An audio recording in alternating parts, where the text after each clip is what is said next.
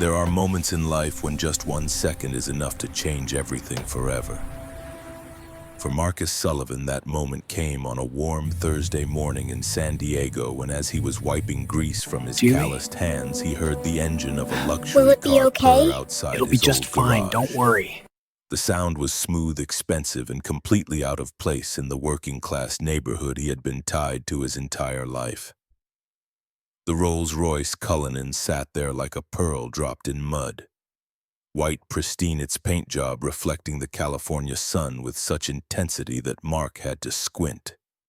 $300,000 on 4 wheels, maybe 400 with the custom trim.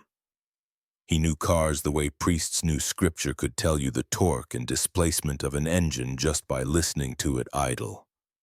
This one hummed with the kind of precision that only obscene amounts of money could buy. Mark set down the wrench he'd been holding. His hands were black with motor oil despite the rag, the kind of staining that no amount of scrubbing ever fully removed. Behind him, the Cessna 172's engine lay half disassembled on his workbench, a retired pilot's pride and joy that Mark had promised to have running by Friday. The aircraft parts could wait.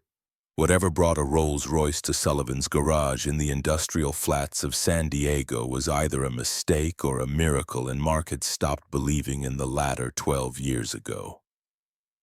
The rear door opened. A young woman emerged, moving with the careful deliberation of someone who had learned that every motion came with a price. Metal braces encased both her legs from hip to ankle, the kind of orthotic device that cost more than most people's cars.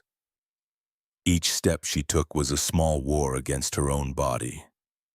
The left foot planted, the right dragged forward, a pause to steady herself. Then the cycle repeated.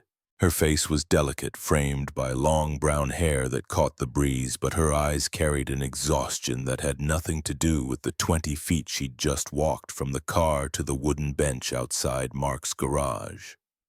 She was trying to sit. The bench was old, scarred with decades of use, and it took her nearly a minute to lower herself onto it. The braces didn't bend the way human joints should. They forced her into positions that looked wrong, mechanical, like watching a marionette operated by someone who'd never seen a person move naturally. Mark noticed.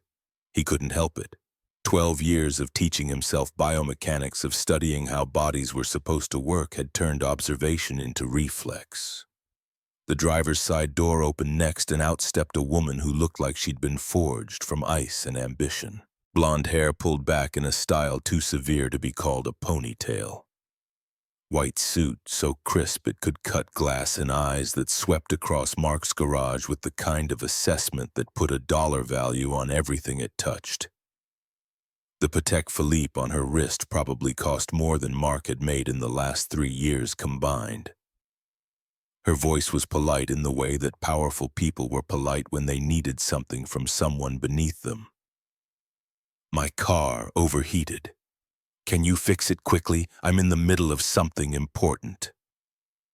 She didn't look at Mark when she said it.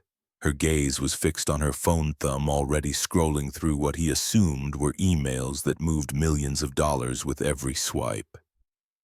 The phone itself was the latest model, sleek and expensive, held in a hand that had never known a day of manual labor.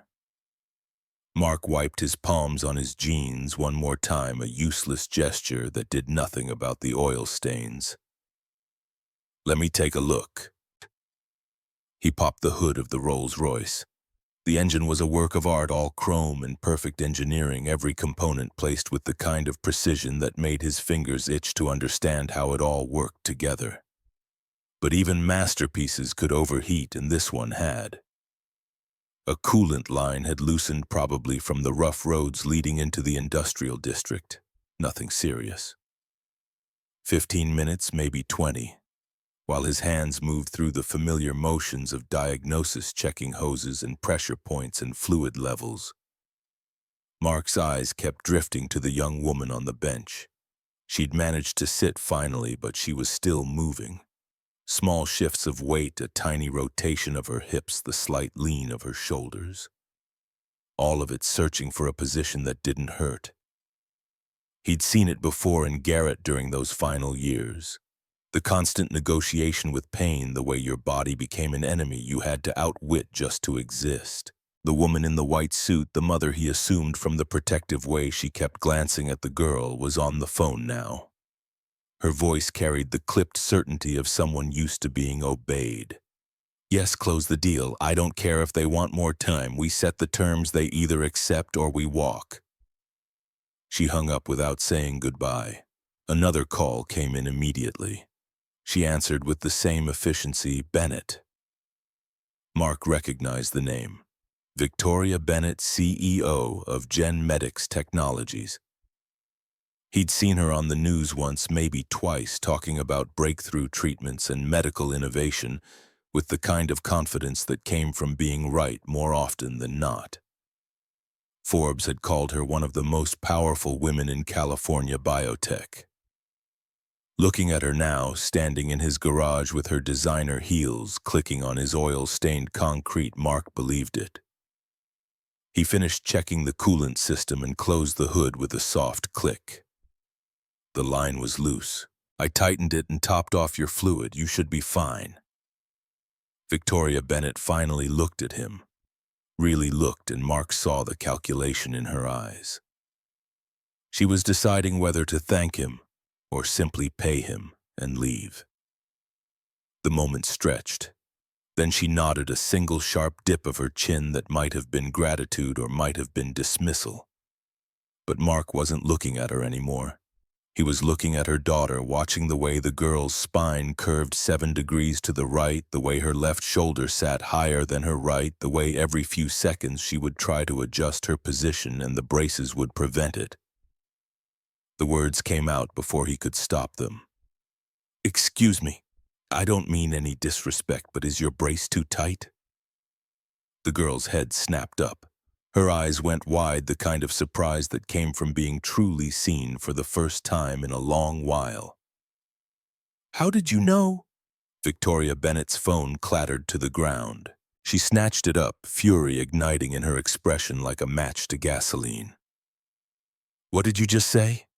Mark held up his hands, took a step back, kept his voice calm. I'm not a doctor, but I'm a mechanic.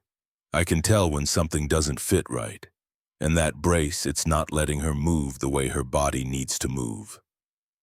The temperature in the garage dropped 20 degrees. Victoria Bennett's voice could have frozen nitrogen. That is a top-of-the-line medical device, Orthotech Pro Elite Model X9.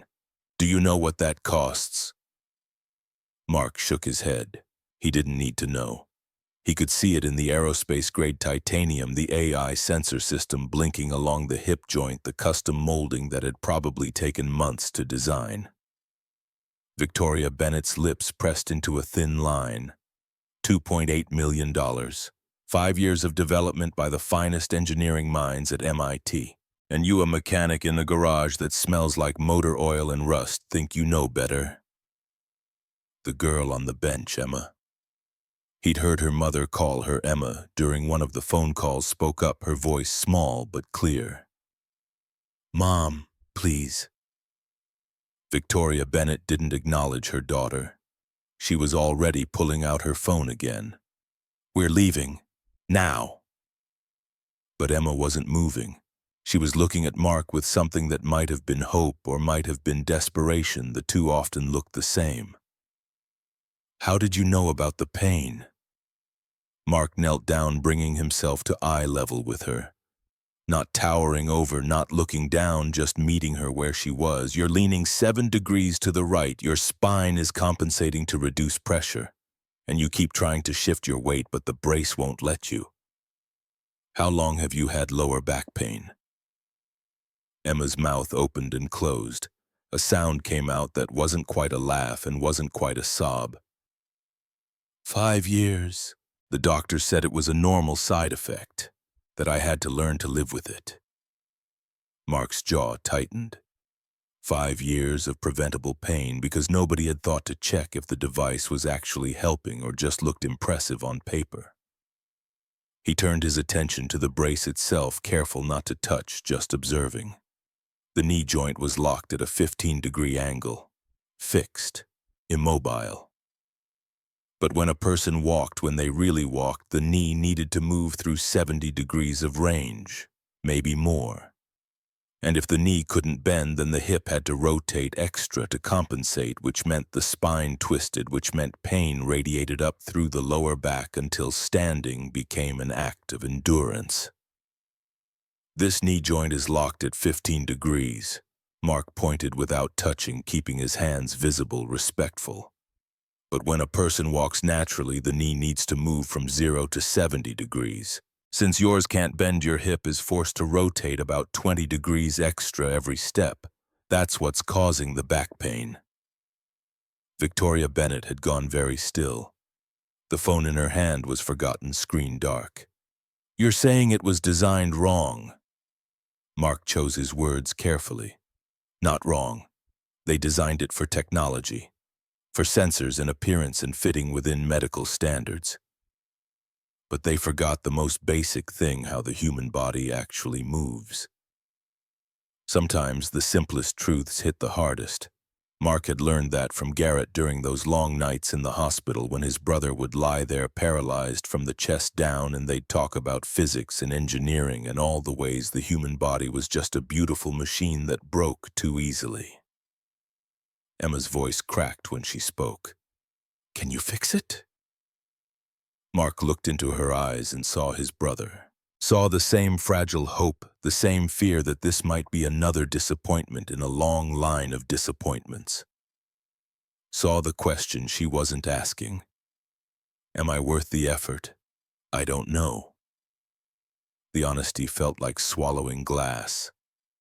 But I can try. Victoria Bennett moved between them with the speed of a woman protecting her young. "Absolutely not. We're leaving. Emma, get in the car." The phone was ringing again. Victoria Bennett ignored it.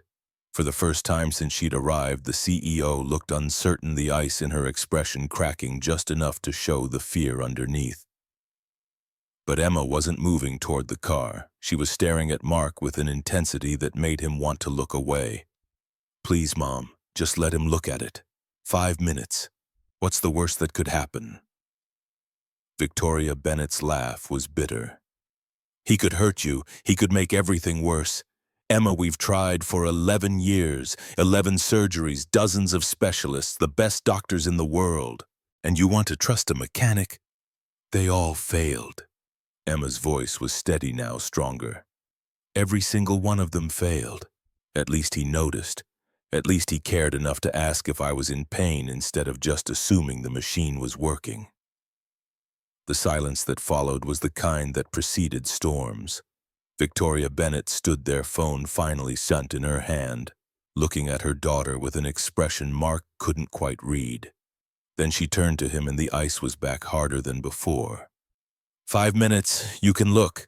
Don't touch anything, and if I see one sign that you're out of your depth, we're gone." Mark nodded. "Fair enough."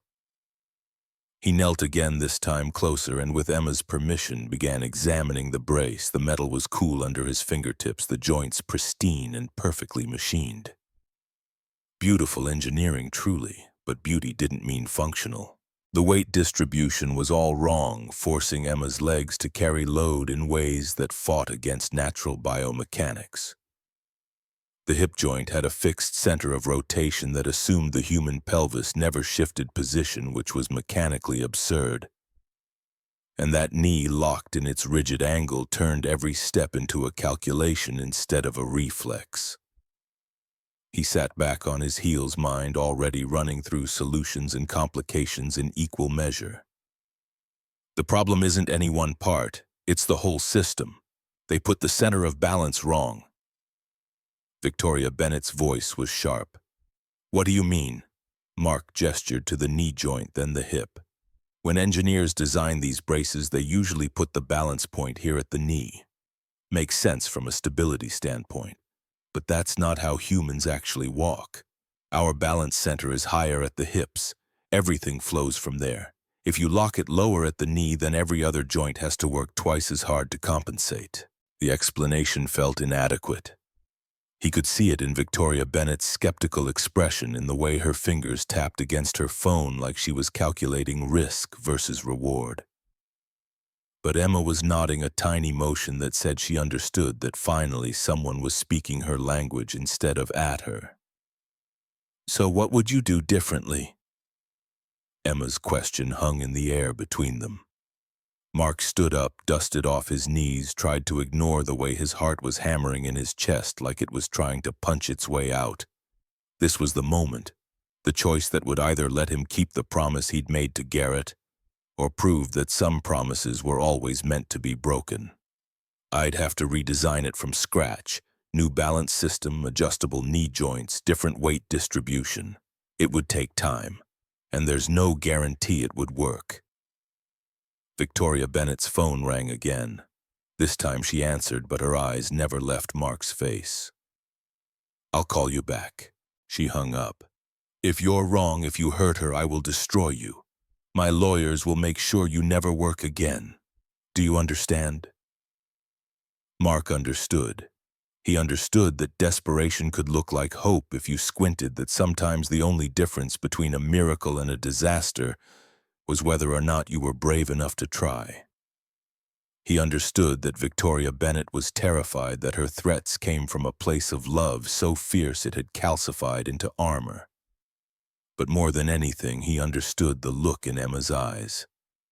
The same look Garrett had given him in that hospital room right before Mark had to tell him they didn't have enough money for the surgery, that $350,000 might as well have been $350 million. "I understand." Mark's throat was dry. "And I promise I'll be careful." Victoria Bennett's expression didn't soften, but something shifted in her posture. The CEO armor cracked just wide enough for the mother underneath to show through. "Come on, Emma. We'll discuss this at home." Emma stood slowly, painfully, using the bench for support. As she passed Mark, she paused, turned back. "Thank you for noticing." Then they were gone. The Rolls-Royce pulled away with the same quiet elegance it had arrived with, leaving Mark alone in his garage with a half-assembled Cessna engine and a choice he hadn't asked for but couldn't ignore.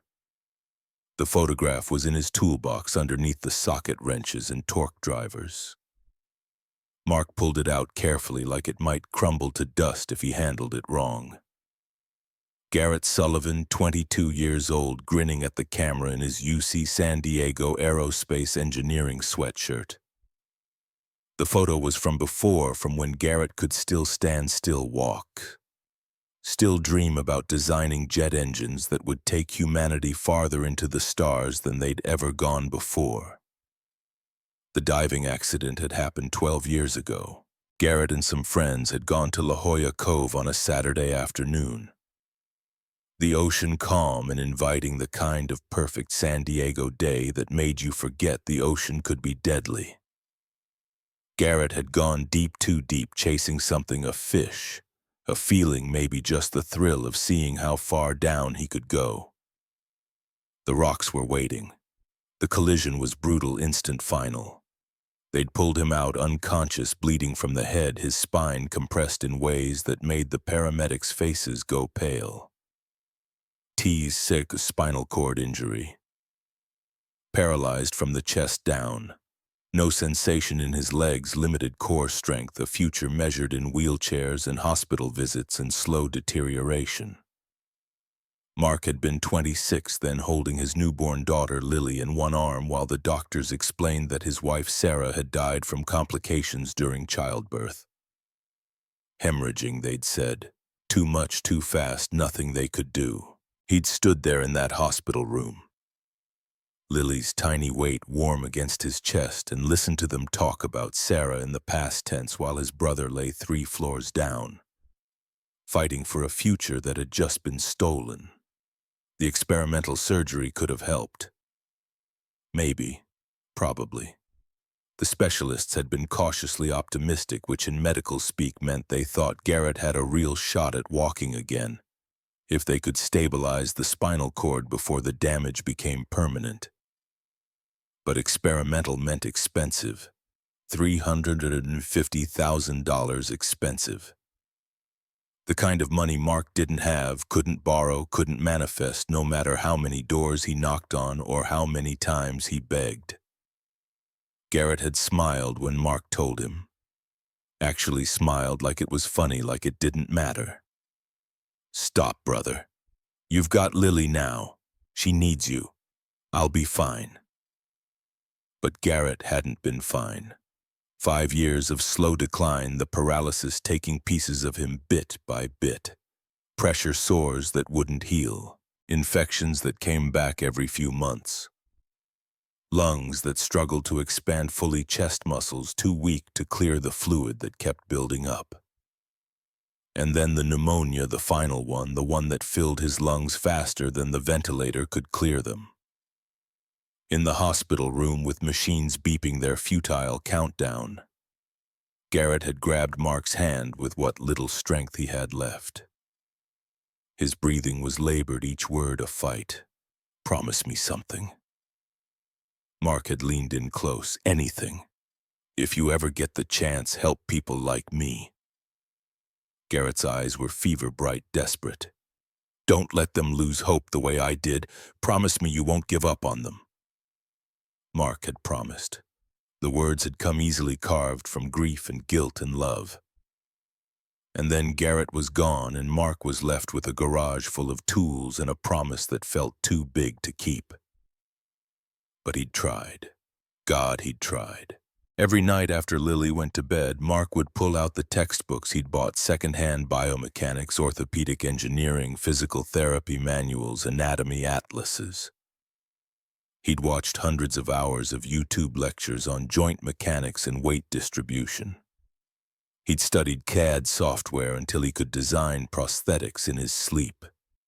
The garage had become a laboratory filled with prototype joints and balance systems and failed experiments that he couldn't bring himself to throw away. 12 years of learning, and he'd never actually helped anyone. The knowledge sat inside him, unused, a tool he'd sharpened but never had the courage to swing. Until now. Mark set the photograph back in the toolbox and closed the lid carefully. The Cessna engine could wait. Everything could wait. Because for the first time since Garrett died, Mark had a chance to keep his promise, and he wasn't sure if that terrified him or gave him hope. The mansion was everything. Mark's garage wasn't clean, expensive, cold. Victoria Bennett stood at the floor-to-ceiling windows of her La Jolla estate, looking out at the Pacific Ocean as it reflected the moon in shattered fragments of light. $15 million for this view, for this isolation, for this tomb she'd built around her guilt. The ocean had taken everything from her. Not directly, not the way it had tried to take Garrett, but close enough. 11 years ago, Victoria had been driving up Pacific Coast Highway with Emma in the back seat, 8 years old and excited about the dolphins they'd spotted from the shore. The phone had rung. A deal, $200 million hanging in the balance, the kind of opportunity that could elevate Gen Medics from successful to dominant. Victoria had answered, had listened to the terms, had started negotiating while Emma's voice chirped from the back seat. "Mom, look at the dolphins. Mom, can you see them?" Victoria had waved without turning around, had kept her eyes on the road and her mind on the deal. Had thought she could do both, manage both, because she'd always been good at multitasking. She hadn't seen the truck. The driver had suffered a brake failure coming down the hill, his rig jackknifing across 2 lanes. The impact had been instant, catastrophic. The car had crumpled like paper metal, shrieking glass exploding. Victoria had walked away with bruises. Emma had not. Traumatic brain injury, cervical spinal cord damage, 14 hours of emergency surgery while Victoria sat in the waiting room, still holding her phone, still thinking about the deal she'd been negotiating when the world ended. The doctors had saved Emma's life, but couldn't give back her legs. Paralyzed from the chest down. Permanent. Irreversible. The first thing Emma had said when she woke up groggy from anesthesia and confused about the tubes running into her arms was, "Mom." Why can't I feel my legs? And Victoria hadn't had an answer. Still didn't 11 years later, standing in her mansion watching the ocean mock her with its indifferent beauty. She'd tried to buy forgiveness. God, how she'd tried. The best specialist from Johns Hopkins flown in on private jets.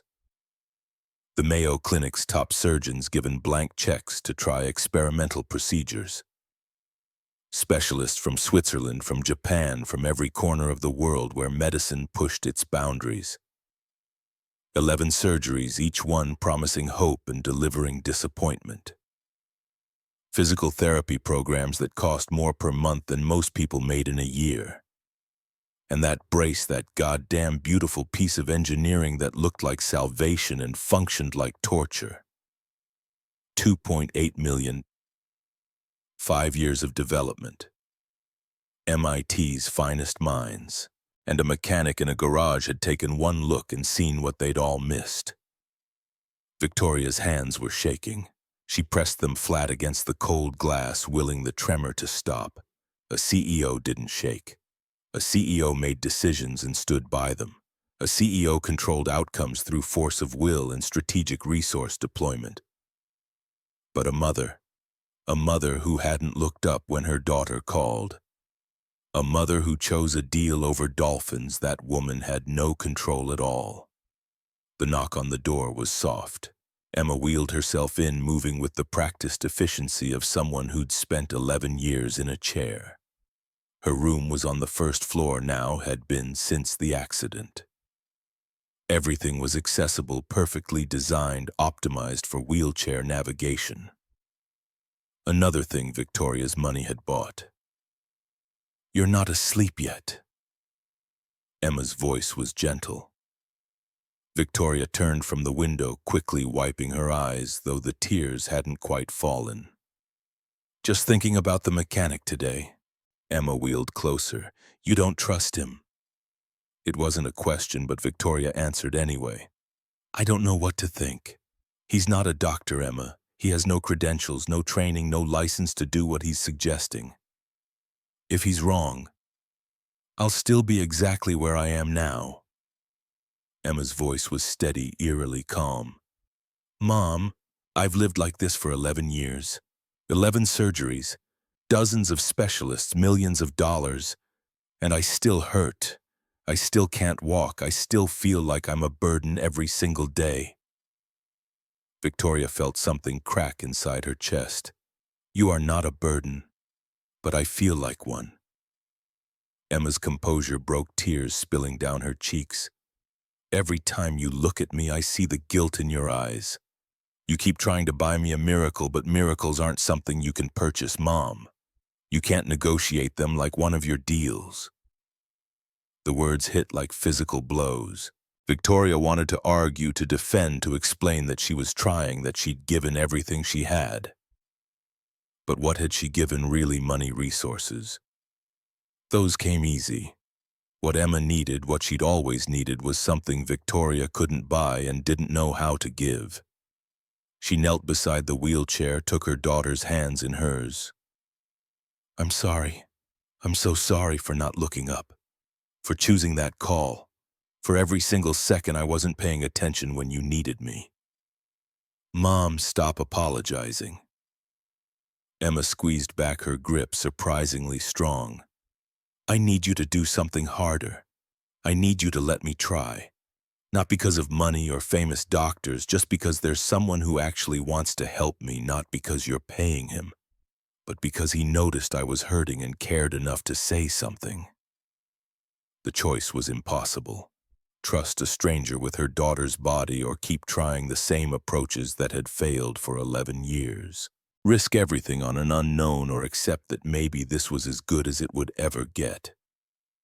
Victoria looked at Emma, really looked, and saw not a patient or a victim or a project to be managed, but a 19-year-old woman who deserved better than cautious failure. "I'll call him tomorrow." Victoria's voice was barely above a whisper. "But Emma, if there's even the smallest sign of danger, then we stop, I know." Emma smiled through her tears. "Thank you for trusting me." After Emma left, Victoria stood alone in the vast emptiness of her mansion and wondered if trust was the same thing as surrender, and whether either one would be enough to save them both. The call came at 7 in the morning. Mark had been awake for 2 hours already, couldn't sleep, kept thinking about joint angles and balance points and all the ways he could fail, when his phone rang and Victoria Bennett's name appeared on the screen. His first thought was that she'd decided against it, that the CEO had overruled the mother and they were going with someone qualified instead of someone desperate to keep a promise to a dead brother. Her voice was tight, controlled. "Mr. Sullivan, I want you to try." Mark sat down hard on his workbench, nearly knocked over a can of bolts. "You're sure?" "No." The honesty was startling. "But Emma is, and I've spent 11 years being sure about the wrong things. So this time I'm going to trust my daughter's instinct instead of my own fear." There was a pause, then her voice hardened. "But I have conditions. If there's any sign of danger, any indication that you're in over your head, I will stop this immediately. I will not risk Emma's safety no matter how much she wants this. Are we clear?" "Crystal." Mark's mouth was dry. "I promise I'll be careful. I won't take any risks I'm not confident about." Another pause. Victoria Bennett was good at using silence as a weapon. "I'll bring Emma tomorrow afternoon. And Mr. Sullivan, I will be there for every step, every decision. If you're going to do this, you'll do it with me watching." "I wouldn't have it any other way." The line went dead.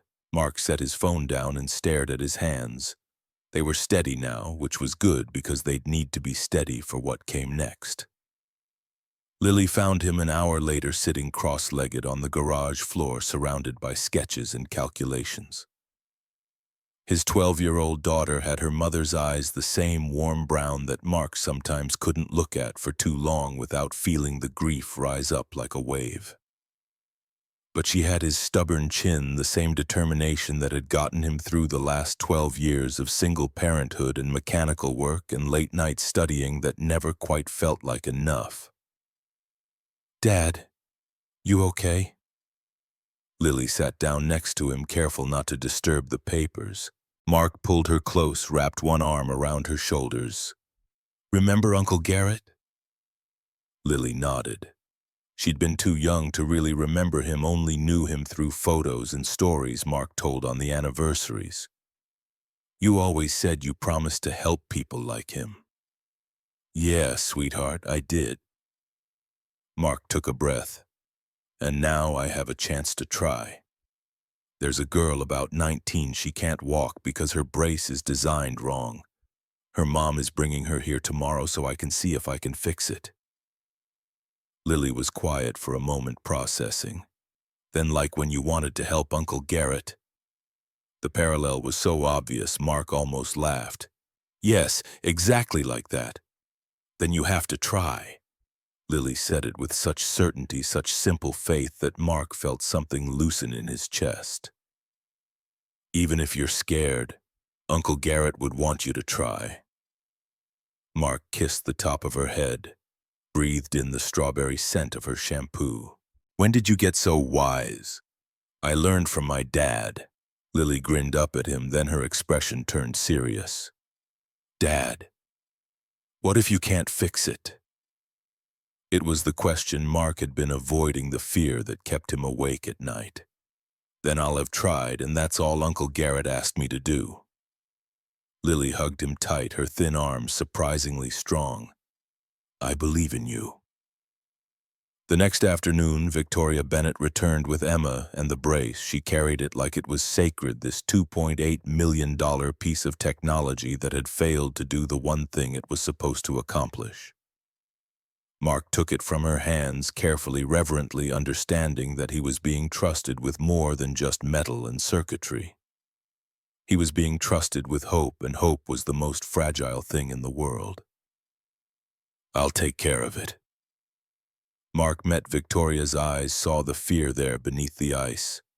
"And I'll take care of Emma." Victoria's jaw was tight. This is your only chance, Mr. Sullivan. If you hurt her, if you fail, there won't be another opportunity. My lawyers are already preparing paperwork. One mistake and I will make sure you never work again. Do you understand?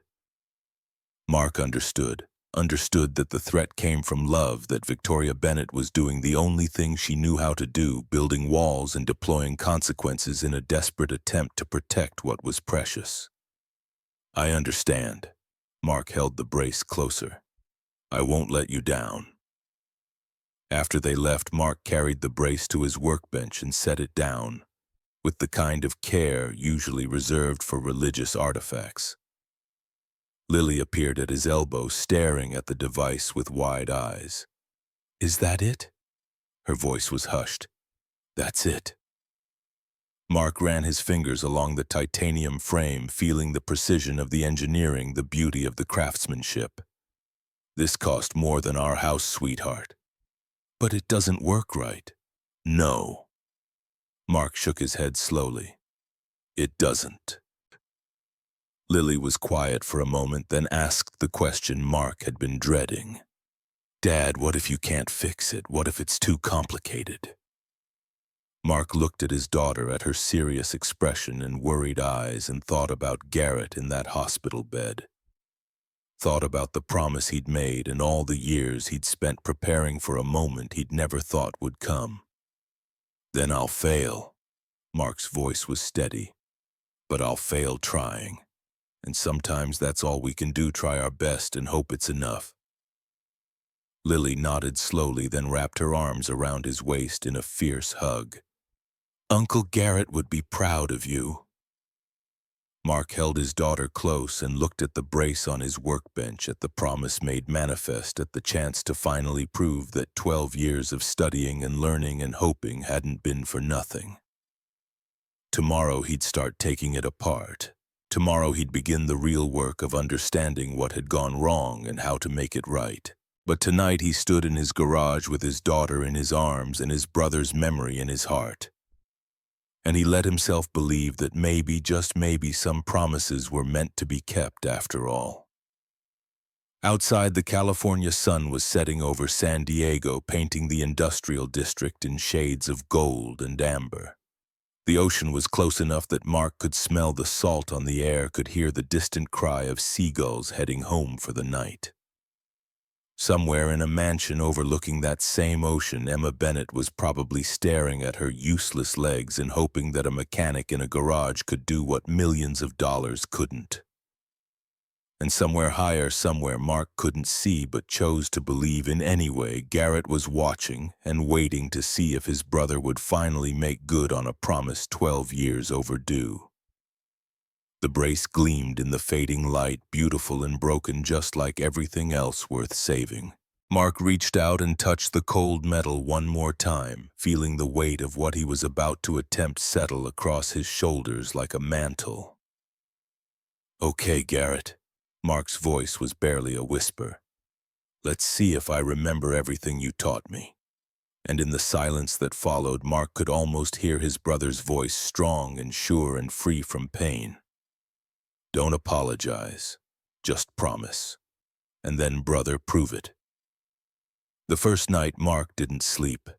He took the brace apart piece by piece, laying each component on his workbench with the methodical precision of a surgeon performing an autopsy. The titanium framework came away first, revealing the intricate web of sensors and servos underneath. The AI system blinked its diagnostic lights in confusion, programmed to adapt to movement, but not designed to question its own fundamental architecture. By 3 in the morning, Mark had filled 17 pages with calculations. Joint angles, force vectors, moment arms. The biomechanics of human gait reduced to equations that covered his garage floor like fallen leaves. Lily found him at dawn, slumped over the workbench with a pencil still clutched in his oil-stained fingers. She didn't wake him, just draped a blanket over his shoulders and left a glass of milk within reach. Then went to school like this was normal, like her father hadn't just promised to accomplish what MIT's finest engineers couldn't. When Mark woke 2 hours later, his neck screaming protest and his vision blurred from exhaustion, the first thing he saw was his daughter's careful handwriting on a sticky note attached to the milk glass. "Drink this, you need your strength. Love, Lily." The milk was warm now, undrinkable, but Mark kept the note. The second prototype took shape over 48 hours of sustained focus that bordered on obsession. Mark stripped half the weight from the original design, replacing the heavy titanium framework with aerospace-grade aluminum alloy that he'd sourced from a supplier who owed him a favor. The knee joint, that rigid architectural failure, he rebuilt entirely, adding a progressive resistance mechanism that would allow 90 degrees of flexion instead of the locked 15. Every contact point where metal met skin got wrapped in medical-grade silicone padding that Mark ordered overnight from a surgical supply company, paying with money he'd been saving for Lily's birthday present. She'd understand. She always did. The third morning, Victoria Bennett's Rolls-Royce returned. Emma emerged looking hopeful in a way that made Mark's stomach clench with the weight of responsibility. Tori, he'd started thinking of her as Tori now, though she'd never given him permission, stepped out. Wearing a different suit, gray this time instead of white, but the same armor of control and barely suppressed terror. Her eyes never left Emma as Mark helped fit the new brace. The process took 20 minutes of careful adjustment, checking and rechecking every strap, every joint, every point of contact. Emma sat perfectly still through it all, her hands gripping the wooden bench hard enough that her knuckles went white. "How does it feel?" Mark kept his voice level, professional, like his heart wasn't trying to jackhammer its way through his ribcage. Emma stood slowly. A smile flickered across her face. "It's lighter. So much lighter than before." The first step was clean, smooth, the knee bent 20 degrees, flexed naturally, the kind of movement that shouldn't have felt revolutionary but did. Emma's eyes went wide. The second step matched the first. The brace responded to her body instead of fighting it. Servos adjusting in real time to support without constraining. And then the third step. The scream tore through the garage like a gunshot. Emma collapsed, her left ankle suddenly dark with blood. The metal joint had shifted under load, a stress point Mark hadn't accounted for, and the sharp edge had cut through skin and silicone both. Tori moved faster than Mark would have thought possible. She was on the ground, pulling Emma into her arms, hands already checking the wound with the kind of practiced efficiency that spoke to 11 years of medical emergencies. "Enough!" Tori's voice could have frozen the sun. "That's enough, Mr. Sullivan." Mark stood frozen, his own hands red with Emma's blood.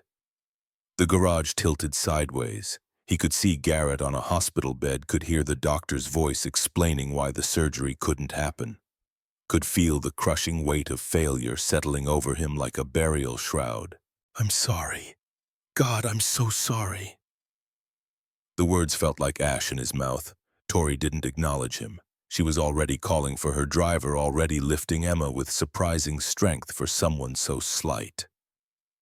The CEO had vanished entirely, replaced by a mother in full protective fury.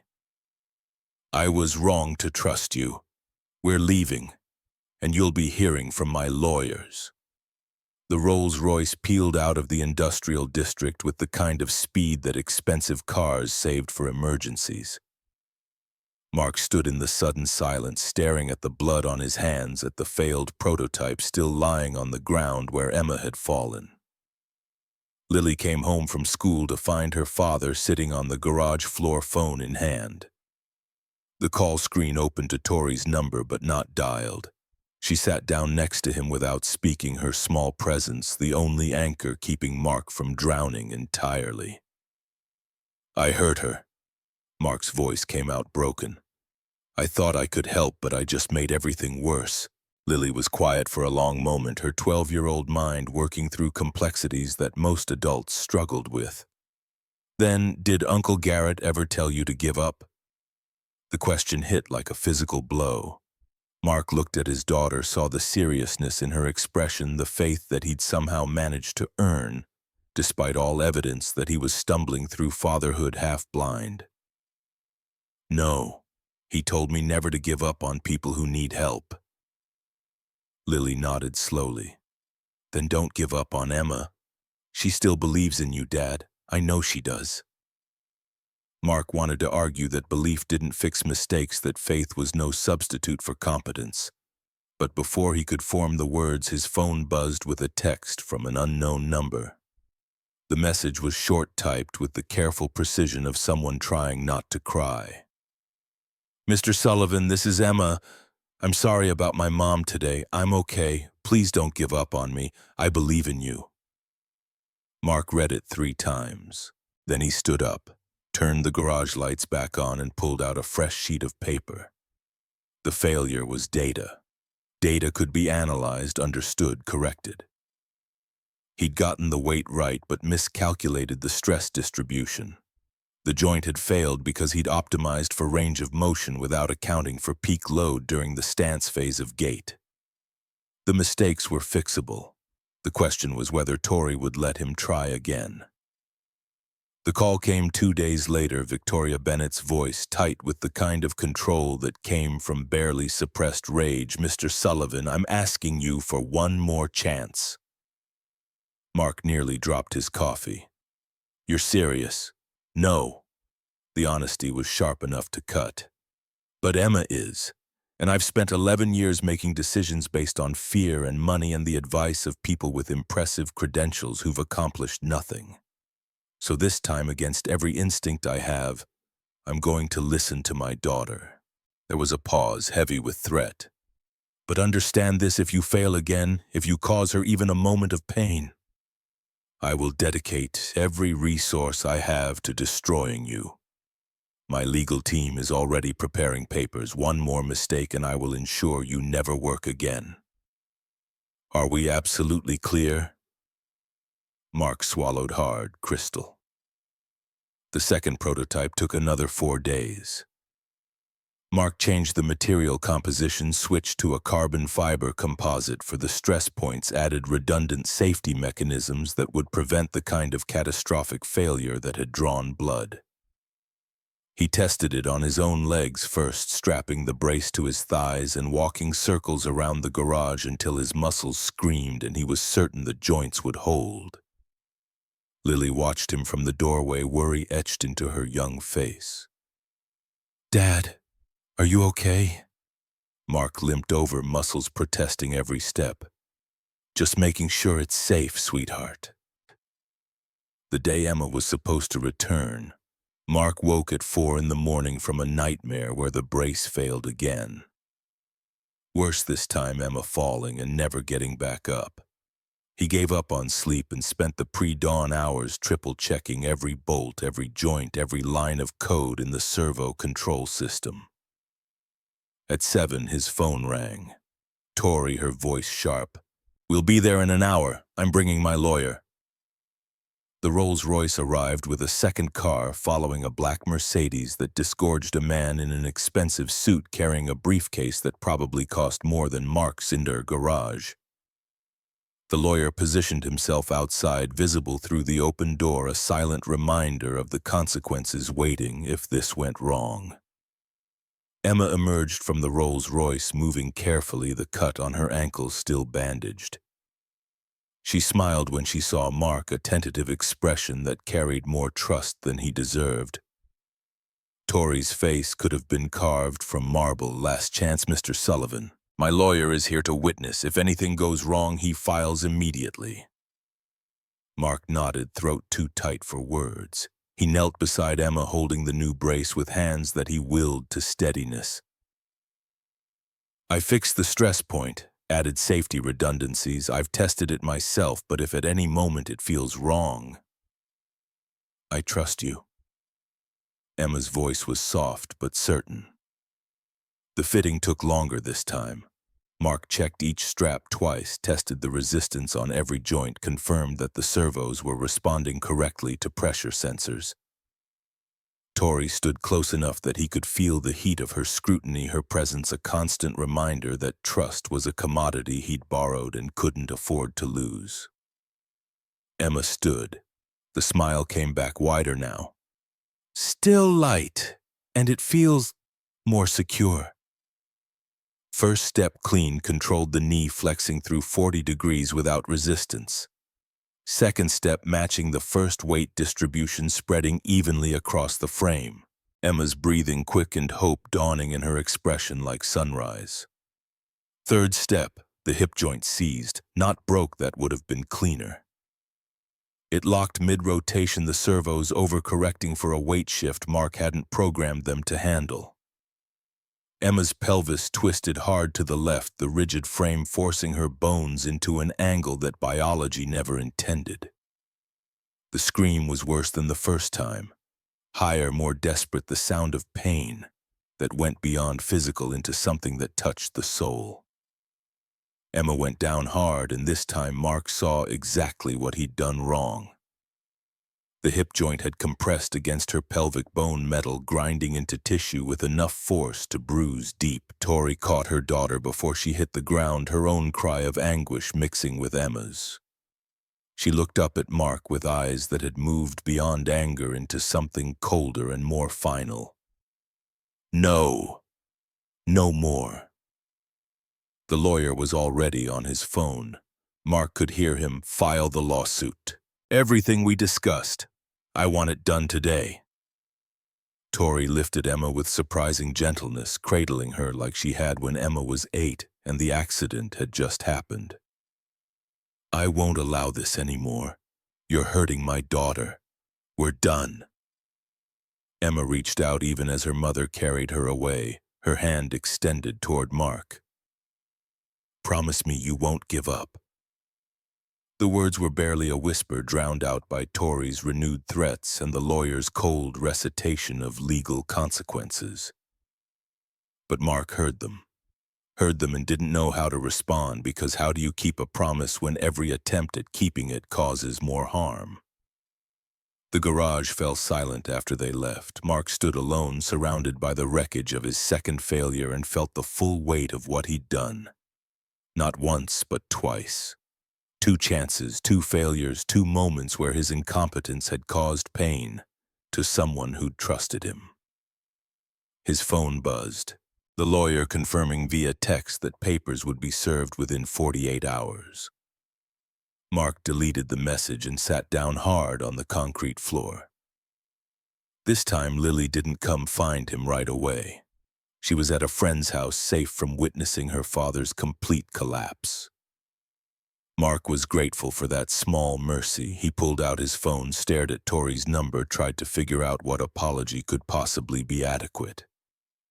Then he looked at the brace, really looked at it not as a promise or a redemption, but as a mechanical system that kept failing for a reason he wasn't seeing.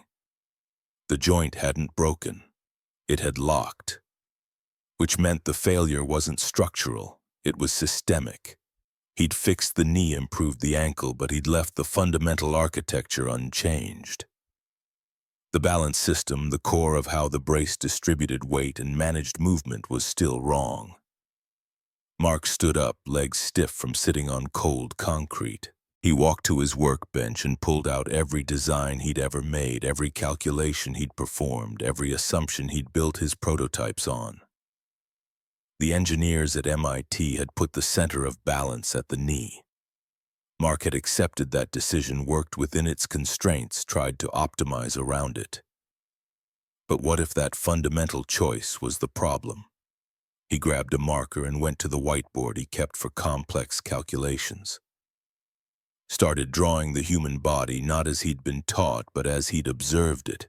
Watched people walk, really walk, not in the clinical environment of a gait lab, but on the street, in the park, moving naturally without thinking about biomechanics. The center of balance wasn't at the knee. Couldn't be, because the knee was a hinge joint designed for flexion and extension, but not for managing the body's weight distribution during complex movement. The real center, the point from which all natural gait originated, was higher. The hips, the pelvis, the The massive ball and socket joints that allowed rotation in 3 dimensions and served as the foundation for everything else. Mark's hand shook as he drew new force vectors, new load paths, a completely different architecture that started from the hips and worked downward instead of building up from the knees. It meant redesigning everything. Not fixing, not optimizing, but starting over from first principles. The center has to be at the hip. He said it out loud to the empty garage, testing the words, hearing how they sounded when spoken into the void. The calculations took 6 hours. By the time Lily came home and found him still at the whiteboard, Mark had covered 3 boards with equations and sketches and a completely new design that looked nothing like anything he'd built before. Lily set down her backpack and studied the boards with the serious concentration she applied to her math homework. "Is that for Emma?" Mark nodded, not trusting his voice. "Are you going to build it?" Her question was simple, direct, carrying no judgment. "I don't know if her mother will let me." Mark's throat was raw. "I've hurt Emma twice now.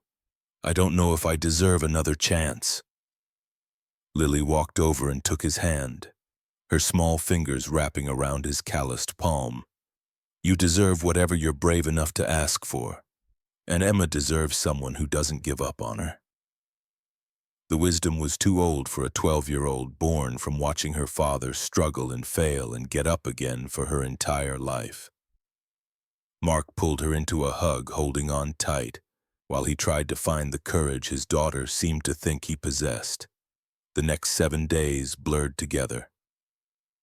Mark closed the garage to customers, turned away repair jobs, spent every waking hour building the 3rd prototype. He used the last of his savings, $3,000 earmarked for Lily's tuition at a private school she'd been excited about, to buy the materials. Medical-grade components. Precision machined parts, sensors calibrated to detect micro-movements. Lily found the tuition money gone and didn't complain, just hugged him and said, "School can wait, Emma can't."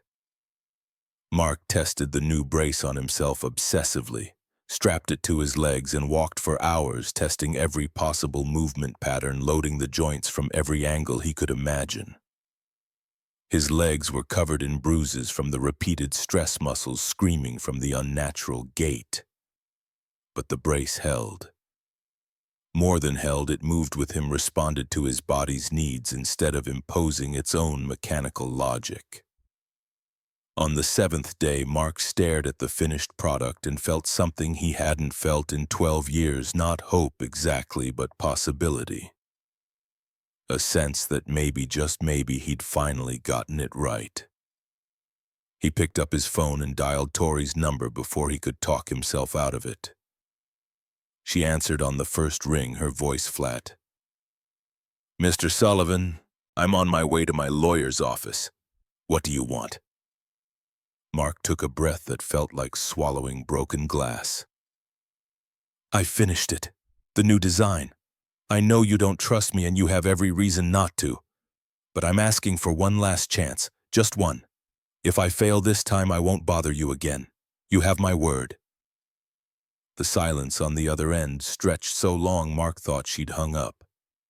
Then, "Do you know what my lawyer told me? That twice you've injured my daughter. That any reasonable person would file charges and move on. That I'm insane to even consider letting you near Emma again."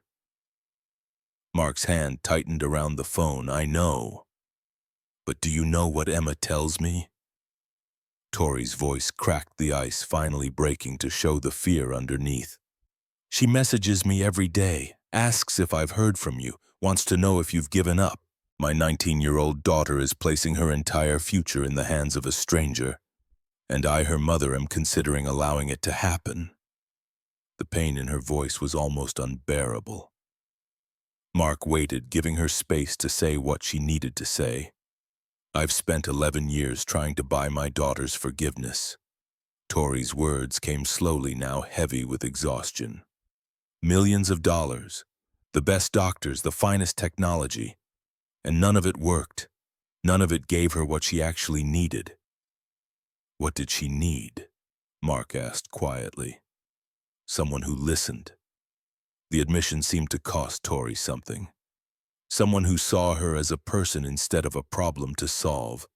Emma told me that you're the first person in 11 years who noticed she was in pain, instead of just assuming the expensive machine must be working. Mark closed his eyes, feeling the weight of that observation settle into his bones. Tori's voice hardened again, the CEO returning. Tomorrow, 9 in the morning. And I'm bringing Dr. Caldwell. He's been Emma's primary orthopedic specialist for the last 11 years. He'll assess the risk. If he says no, we're done. Understood. Understood. Mark's hands were shaking. Thank you for the chance. Don't thank me yet. If you fail this time, Mr. Sullivan, my lawyers will make sure you understand exactly how expensive failure can be. The line went dead. Mark sat down slowly, the phone still pressed to his ear, and tried to remember how to breathe. One more chance, one last opportunity to prove that 12 years of studying and hoping and promising weren't just elaborate self-delusion. Lily found him sitting there 20 minutes later, still holding the phone. She said yes. Mark nodded, not trusting his voice. His daughter wrapped her arms around him from behind, her chin resting on his shoulder. Uncle Garrett would be proud of you, Dad. Not because you haven't failed, but because you keep trying anyway. The words broke something loose in Mark's chest. He turned and pulled Lily close, burying his face in her hair, while tears he'd been holding back for days finally fell. His daughter held him through it, this 12-year-old girl who'd lost her mother at birth and watched her father struggle and stumble and somehow still believed he was worth loving. When the storm passed, Mark wiped his eyes and looked at the third prototype sitting on his workbench. It looked different from the others, sleeker, more elegant, the engineering simplified to its essential elements. No unnecessary complexity, no compensatory mechanisms trying to fix fundamental flaws, just clean lines and precise mechanics built around the correct center of balance. Garrett. Mark spoke to the empty air, to the brother who'd been gone 12 years but never quite left. I've finished it. I hope this time I won't fail you. The next morning came too fast and too slow simultaneously. Mark was awake before dawn, checking and rechecking every component, running diagnostics on the servo systems, verifying that every joint moved through its full range without binding. By 8 o'clock, he'd tested each mechanism 100 times. By 8:30, he was pacing the garage like a caged animal.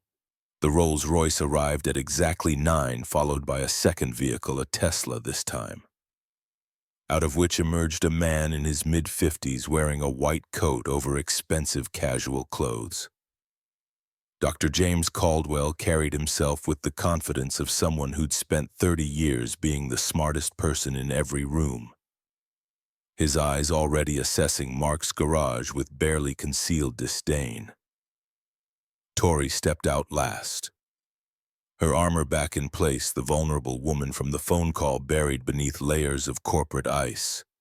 She looked at Mark like he was a problem she was already calculating how to solve once this final attempt failed.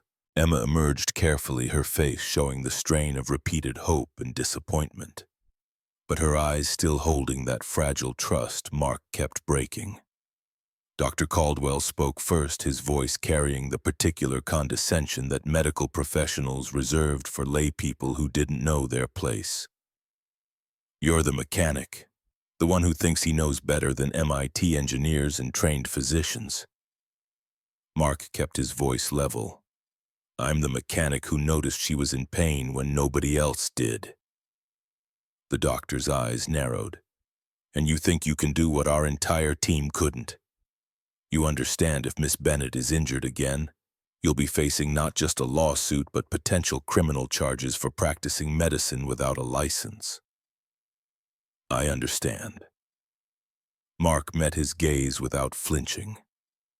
I also understand that sometimes the best credentials in the world don't help if you're asking the wrong questions. Tori stepped between them before the tension could escalate further. Dr. Caldwell is here to assess the safety of your design. He'll examine the brace and determine if there's any medical reason to stop this before it begins. If he says no, we're done. Mark nodded and handed the brace to Dr. Caldwell. The doctor's examination was thorough, methodical. His fingers tracing joint mechanisms and load paths, while his expression cycled through skepticism, confusion, and finally something that might have been professional interest. This balance system doesn't follow standard protocols. Dr. Caldwell's voice had lost some of its edge. You've centered everything at the hip instead of the knee, because that's how humans actually walk.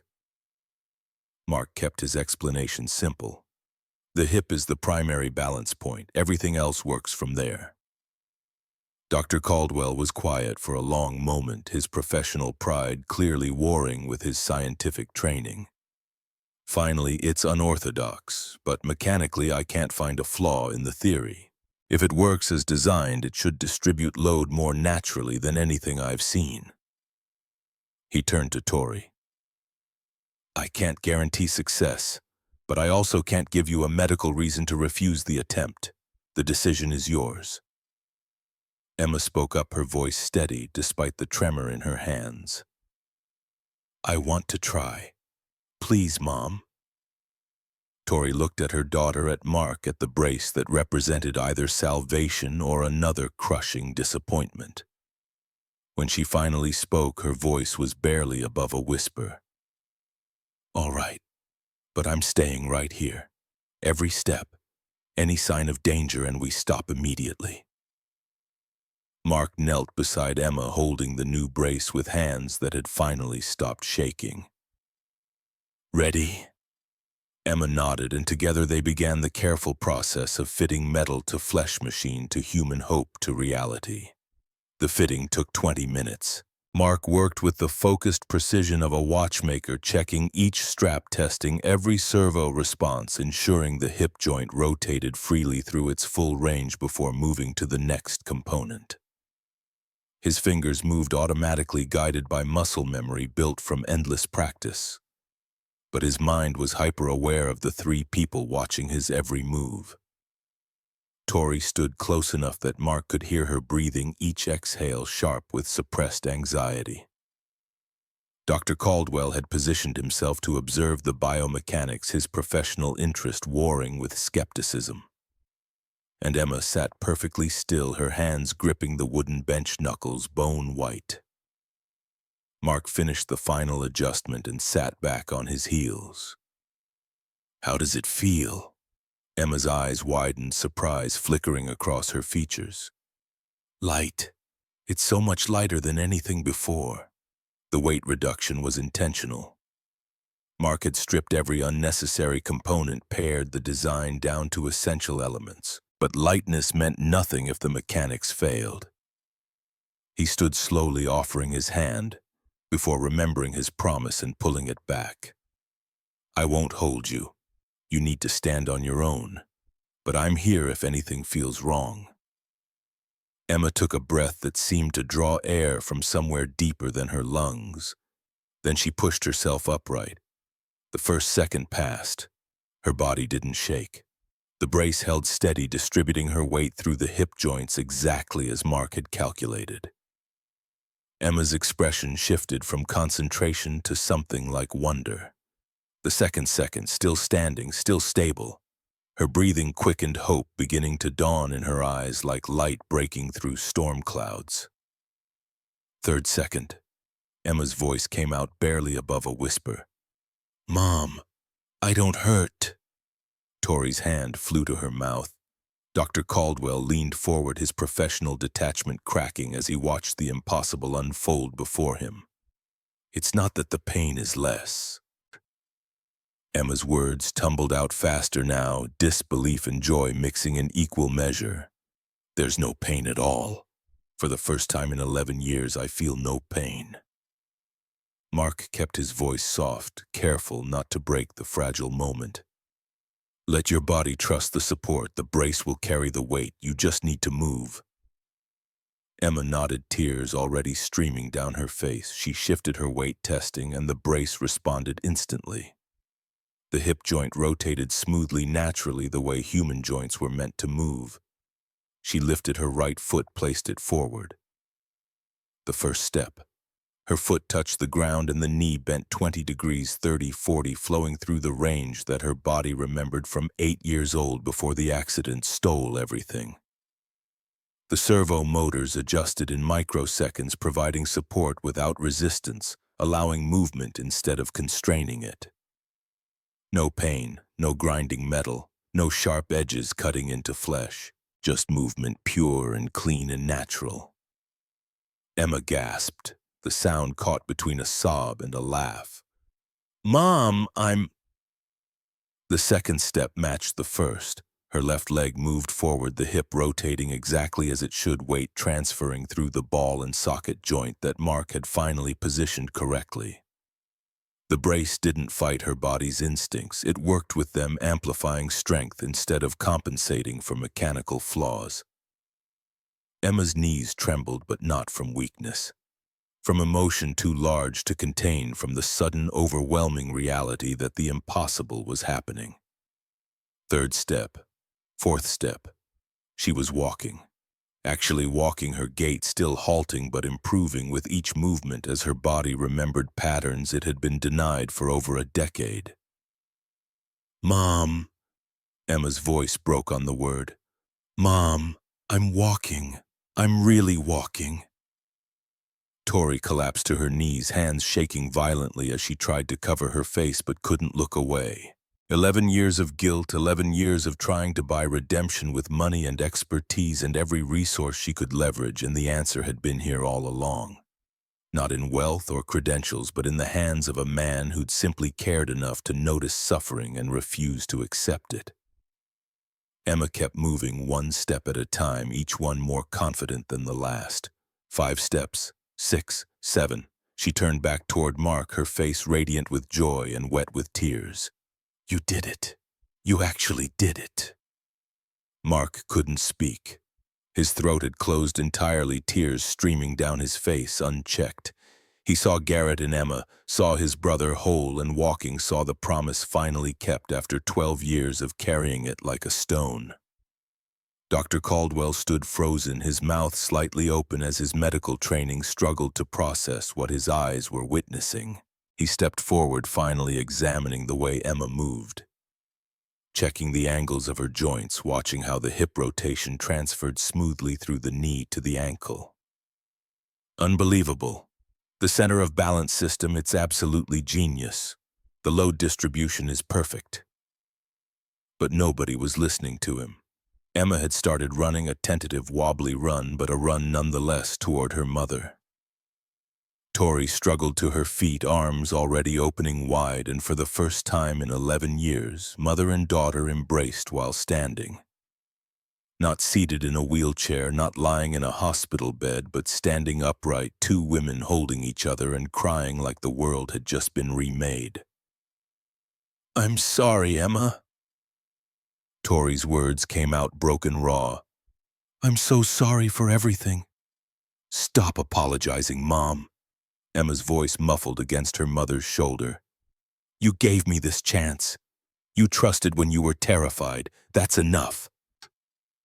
They turned together, still holding each other, and looked at Mark. The mechanic who'd promised a dead brother he'd help people, who'd spent 12 years preparing for a moment he'd never thought would come. Who stood there now crying without sound or shame. Tori walked toward him, not letting go of Emma.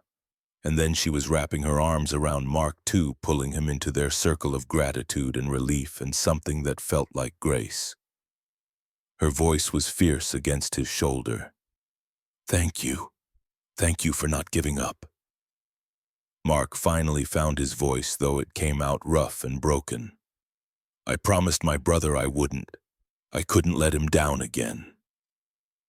Lily burst through the garage door at that moment, school backpack still on her shoulders, drawn by some sixth sense that told her this was the moment. She took in the scene, Emma standing, everyone crying, her father being hugged by the woman he'd been trying to help, and started clapping, jumping up and down with pure 12-year-old joy.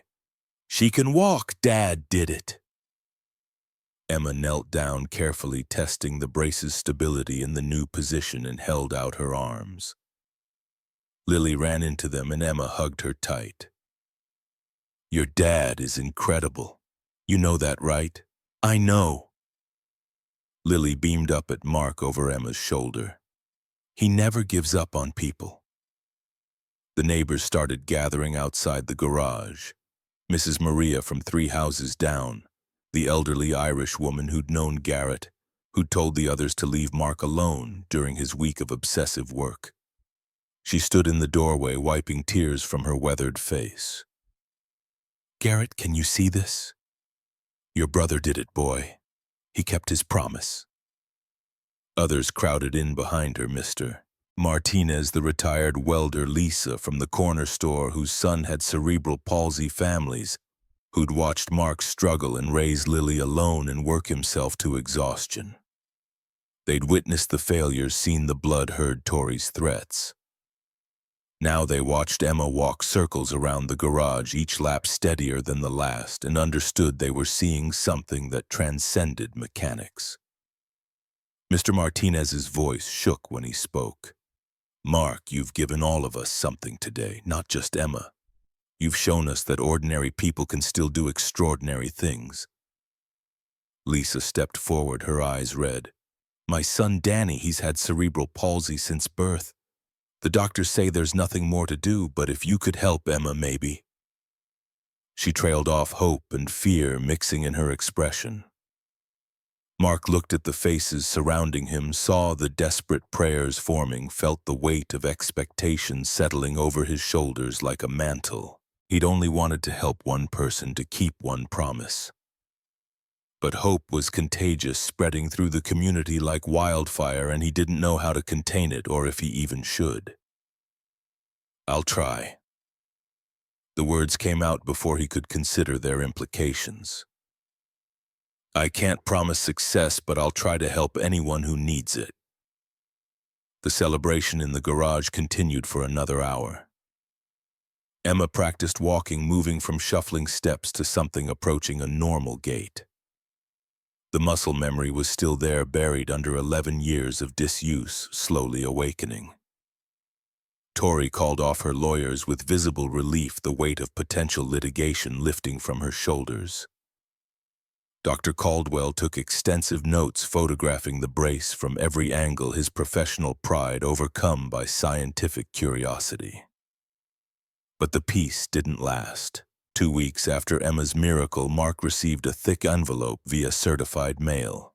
The return address belonged to Orthotech Solutions, the company that had manufactured Emma's original $2.8 million brace.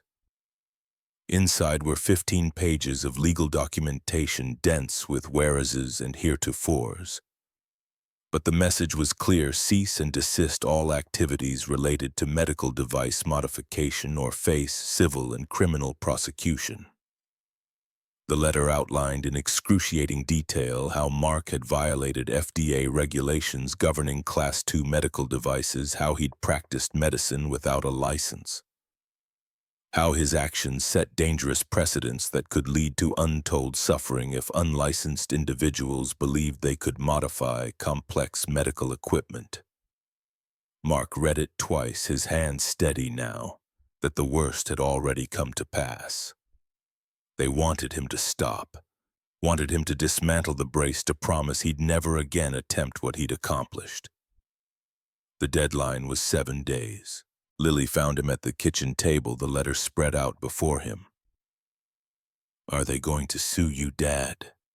"Probably." Mark folded the papers carefully. "They're scared. What I did proves their expensive device was flawed. That's dangerous for their business." "But you helped Emma." Lily's voice carried the fierce protectiveness she'd inherited from her mother. "You made her better when they couldn't." I know, sweetheart, but sometimes doing the right thing still breaks the law.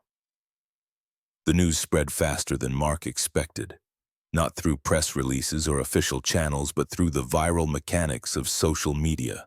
Someone had filmed Emma walking on their phone, posted it with a caption about the miracle in a San Diego garage. The video exploded 500,000 views in 24 hours, 2 million by the end of the week. Comments flooded in from every direction. Some praised Mark as a hero, calling him proof that the medical establishment had lost touch with patients. Others condemned him as reckless, warning that one success didn't justify the risks of unlicensed medical practice. Medical professionals weighed in with technical analyses. Patient advocacy groups debated whether Mark's actions should be celebrated or criminalized.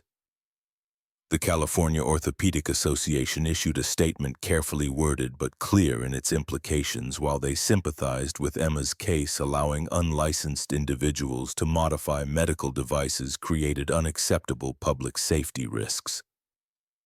They urged authorities to intervene before someone was seriously hurt.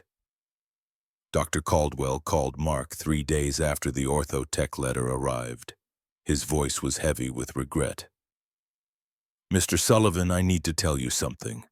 The medical board has made it clear if I publicly support your work, I'll lose my license. I have a family, patients who depend on me. I can't risk everything." Mark understood. The system protected itself, and Caldwell had spent 30 years building a career he couldn't afford to sacrifice. "I appreciate you being honest. For what it's worth, what you did was remarkable. The biomechanics were sound, the execution was flawless. In a better world, you'd be receiving awards instead of legal threats." Caldwell paused. "I'm sorry, I can't do more." The line went dead, leaving Mark alone with the knowledge that even his witnesses were abandoning ship. Tori's response was different. She organized a press conference at her corporate headquarters, invited every major news outlet in California, and stood before a wall of cameras with Emma at her side. Emma walked to the podium without assistance, each step filmed in high definition and broadcast live across the internet. Tori's voice was steel wrapped in ice. "For 11 years, I spent millions of dollars on the world's best medical experts. They couldn't help my daughter. But a single father working in an old garage did what money could not buy. And now you want to sue him." A reporter raised his hand. "Mrs. Bennett, aren't you concerned that Mr. Sullivan lacks medical credentials? What if something had gone wrong?" Tori looked directly into the camera, her words chosen with the precision of someone who'd spent a lifetime in boardrooms. "Credentials didn't make my daughter walk. Mr. Sullivan's heart and talent did. I'll take compassion and competence over diplomas any day." The phrase went viral immediately. "Credentials didn't make my daughter walk," spreading across social media, picked up by news anchors, turned into memes and motivational quotes. It became a rallying cry for everyone who'd ever felt failed by institutional medicine, a challenge to the establishment's monopoly on healing. Emma stepped forward, her voice clear and steady despite the tremor in her hands. "My name is Emma Bennett. For 11 years I lived in pain, not because I lacked money or access to the best doctors, but because people with credentials forgot I was a human being, not an engineering project. Mr. Sullivan treated me like a person. He listened, he cared, and he gave me my life back." The video of the press conference surpassed 10 million views within 48 hours. The debate intensified, social media fractured into camps. Some demanding Mark receive recognition and others calling for his prosecution. Medical journals published editorials. Legal scholars debated the tension between public safety regulations and individual autonomy. But Mark barely noticed. He was in his garage working on a brace for Lisa's son Danny, trying to figure out how to adapt his design for cerebral palsy's different biomechanical challenges. The breakthrough came from an unexpected source. A woman arrived at Mark's garage one evening after dark, driving a modest Honda that seemed deliberately chosen to avoid attention. She introduced herself as Dr. Catherine Morrison, professor of biomedical engineering at Stanford.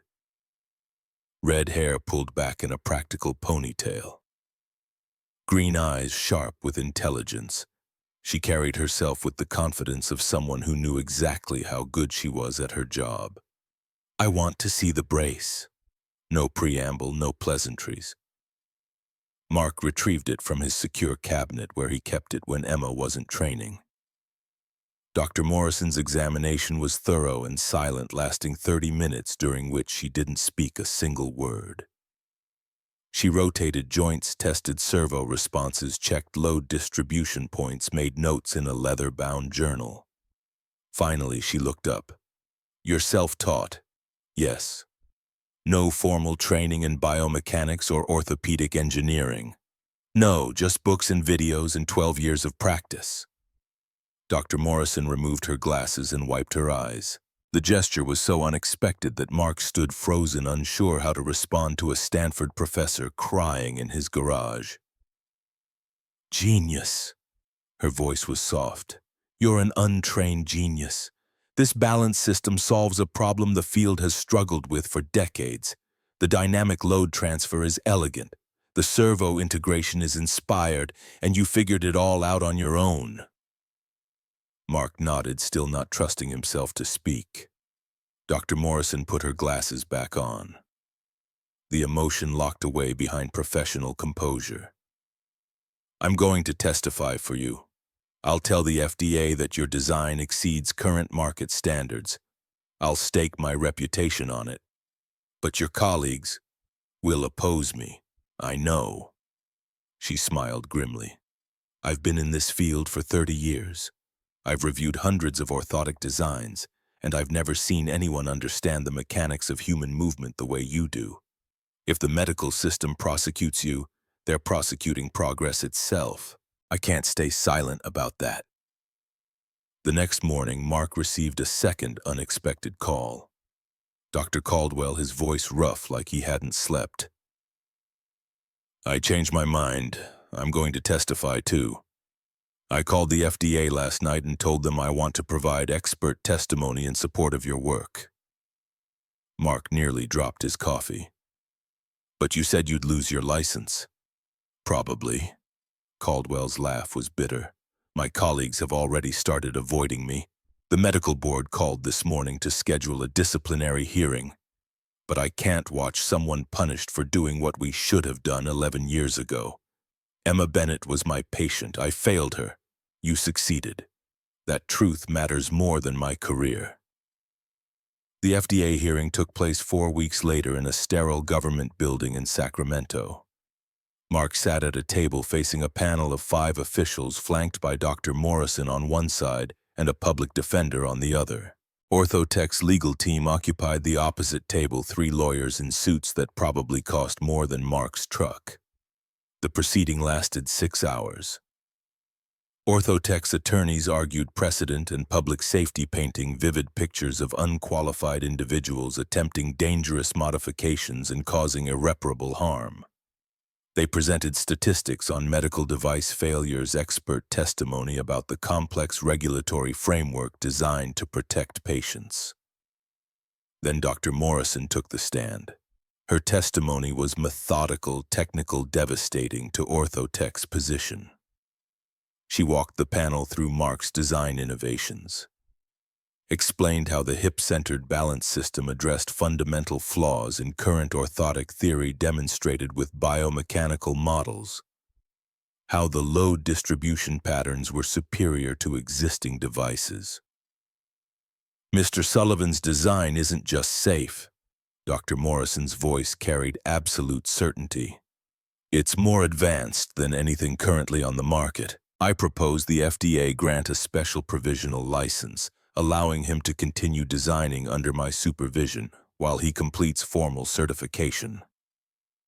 Orthotech's lead attorney objected furiously. "This sets a dangerous precedent. If we allow unlicensed individuals to modify medical devices, we open the door to countless disasters." The panel seemed inclined to agree until Dr. Caldwell entered the hearing room.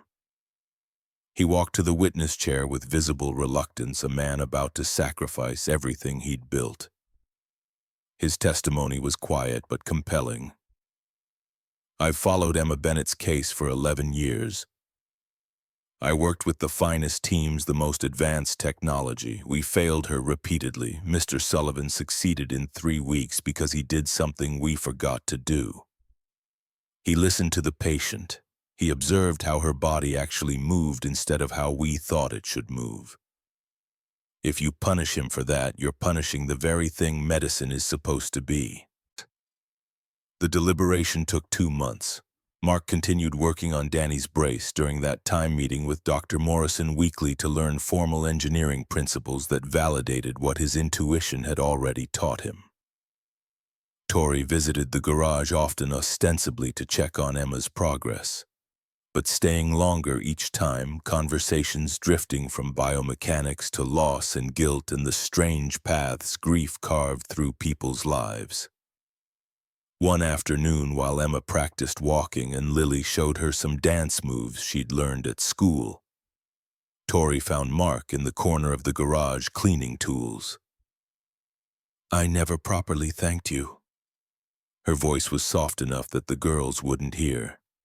"Not just for the brace, for giving me back my daughter, for proving that not everything can be bought." Mark set down the wrench he'd been cleaning. "You already thanked me, multiple times. I thanked you for fixing a brace." Tori stepped closer, close enough that Mark could smell her perfume, something expensive and understated.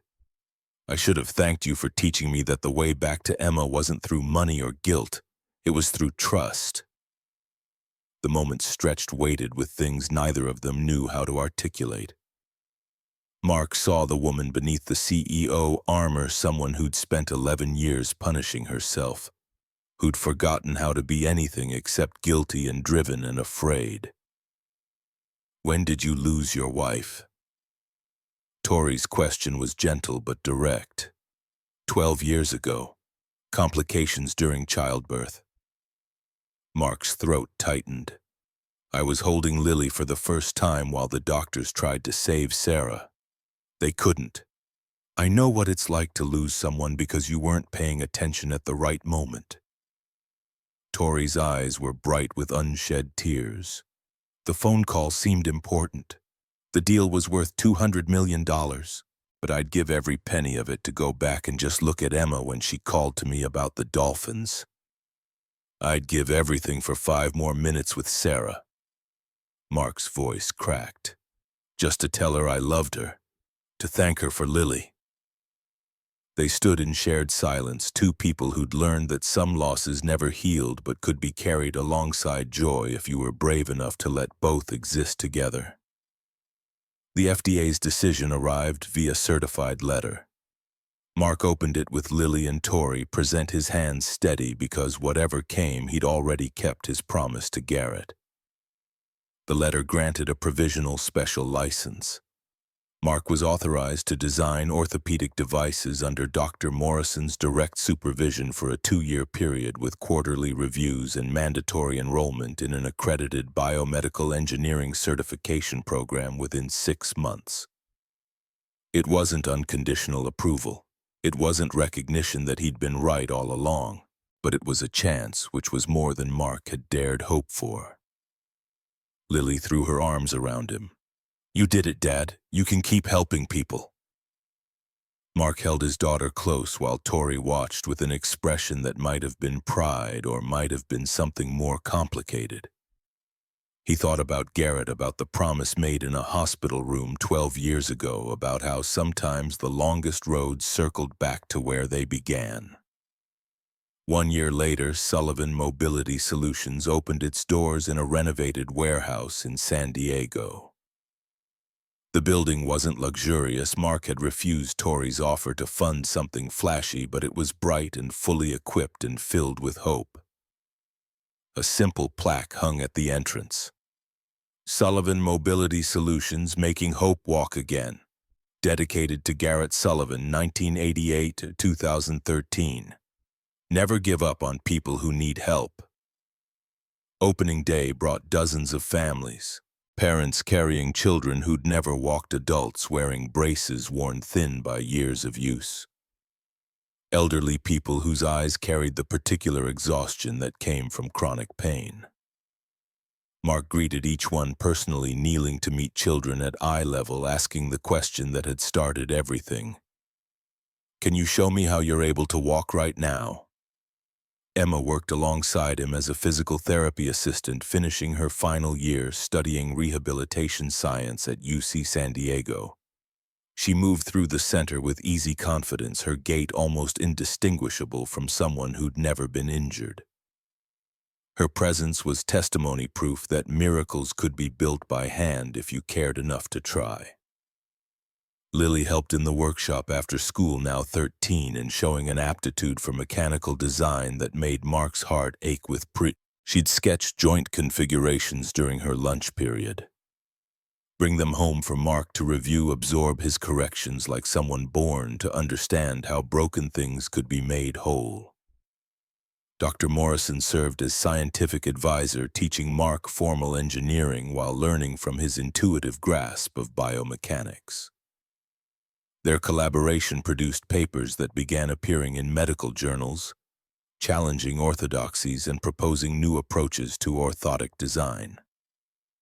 6 months after opening, the center had helped over 300 patients. 80% showed significant improvement, many achieving mobility they'd been told was impossible. The success rate drew attention from medical schools, rehabilitation centers, even some of the institutions that had initially opposed Mark's work. But the old garage remained unchanged. Mark still repaired aircraft engines, there still lived in the apartment above it, with Lily still kept Garrett's photograph in his toolbox. The wealth and recognition that came with success felt less real than grease under his fingernails and the weight of a wrench in his palm. On a Saturday evening in late summer, Mark found himself at Malibu Beach, with an unlikely family, Tori and Emma, Lily trailing behind. Collecting shells, watching the Pacific Ocean paint the sky in shades of gold and crimson. Emma walked to the water's edge, stepped into the surf for the first time since the accident 13 years ago. The waves lapped at her ankles and she laughed, the sound pure and joyful and free. Mom, I can feel the water. I can actually feel it. Tori ran to her daughter, the CEO composure abandoned entirely, and they stood together in the ocean that had once been an enemy and was now just water again. They held each other and cried while the sunset painted them in gold. Mark watched from the shore, Lily's hand in his, and felt Garrett's presence like a whisper on the wind. The promise had been kept. The years of studying and hoping and refusing to quit had led here to this moment, to these people who'd needed each other in ways none of them had understood at first. Tori returned from the water, her expensive clothes soaked and ruined, her face radiant. She took Mark's free hand without hesitation, lacing their fingers together like it was the most natural thing in the world. "Are you happy?" Lily asked, looking up at her father with eyes that saw too much. "Very happy, sweetheart. Because you kept your promise to Uncle Garrett." Mark nodded, his throat too tight for words. But it was more than that, deeper than one promise to one person. Somewhere along the way, in the process of trying to save Emma, Mark had saved himself. Had proven that loss didn't have to be the end of the story, that failure could be prelude to something better if you were willing to get up and try again. The ocean stretched before them, infinite and indifferent, the same water that had taken Garrett and injured Emma. Now just part of the landscape. The sun sank lower, balanced on the horizon like the world holding its breath. Emma came running back from the waves, her movement still slightly awkward but improving every day, and grabbed Lily's other hand. The four of them stood in a line facing the sunset, two families broken by loss. Rebuilt by determination, held together by the simple truth that hope wasn't something you found. Hope was something you built with your own hands, one step at a time, refusing to give up even when every rational voice said there was no point in trying. Mark thought about all the people waiting at the center, about Danny, who was taking his first steps, about Mrs. Martinez's granddaughter, who'd regained feeling in her hands, about all the promises still waiting to be kept. The work was far from over. There would be more failures, more setbacks, more moments of doubt. But standing here with Tori's hand in his and Lily beside him and Emma dancing in the surf, Mark understood that Garrett's final gift hadn't been a burden. It had been permission to believe that ordinary people could still accomplish extraordinary things if they cared enough to treat the sunset deepen to crimson and gold. The waves kept their eternal rhythm. And somewhere in the space between memory and hope, Mark heard his brother's voice one last time, not in words, but in the certainty that settled into his bones. You did it. You kept your promise. Now keep building. The darkness came gently, the stars emerging one by one over the Pacific. Tomorrow would bring new patience, new challenges, new chances to prove that miracles weren't bought with money, but built with stubborn refusal to accept that broken things had to stay broken. But tonight Mark stood on a beach with the people he loved and let himself feel something he hadn't felt in 12 years, not just hope, but peace. The kind of peace that came from knowing you'd done your best, kept your word, and maybe in some small way made the world slightly less broken than you'd found it.